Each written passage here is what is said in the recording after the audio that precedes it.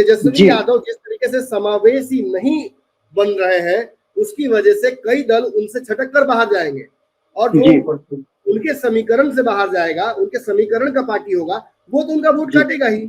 वैसी निश्चित ही बिहार में मुसलमानों का वोट काटेंगे।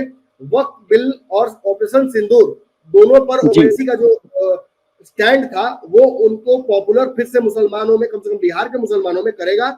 इसका फायदा उनको होगा।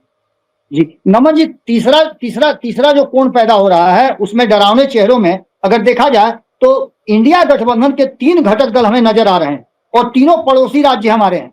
एक तरफ आपने देखा होगा कि जो समाजवादी पार्टी है, अखिलेश यादव बिहार में चुनाव लड़ना चाहते हैं। दूसरी तरफ मैं आऊंगा, लेकिन पहले बिहार वाले पे चर्चा कर लेते हैं। मुझे लगता है तीसरे नंबर पर विशुद्ध रूप से बिहार में आईपी गुप्ता आते हैं। बिल्कुल, इसमें कोई दो राय नहीं, इसमें कोई दो राय आती है। जो पार्टी बिहार में एक बहुत बड़ा जनाधार अपने पास रखे हुए है, जो बिहार की 158 सीटों पर अपनी धमक रखती है।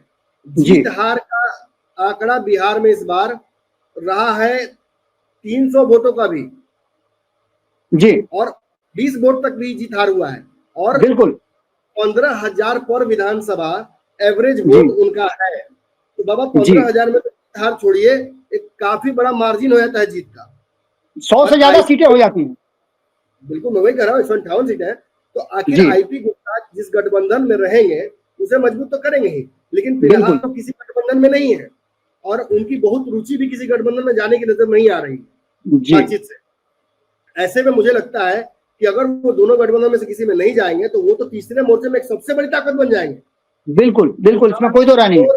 से भी ज्यादा ताकतवर तौर पर वो डैमेज करेंगे तेजस्वी और नीतीश दोनों को। जी, इसमें कोई दो राय नहीं, बदला लेना है।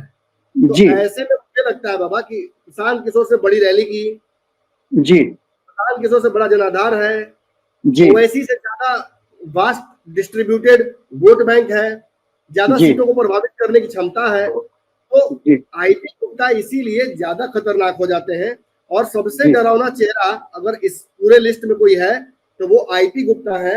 यदि वो गठबंधन कोई दो राय नहीं बनते हैं तो किसी भी निश्चित रूप से, क्योंकि इनके पास इनका वोट साफ नजर आता है, और वो ऑन पेन पेपर नजर आया है, फील्ड में नजर आया, जमीन पे नजर आया, गिनवा के दे रहे हैं। जी, अगर मुकेश सहनी दोनों गठबंधन में नहीं होते तो वो भी इसी तरीके का डैमेज कर। बिल्कुल, निश्चित रूप से, इसमें कोई दो राय नहीं है।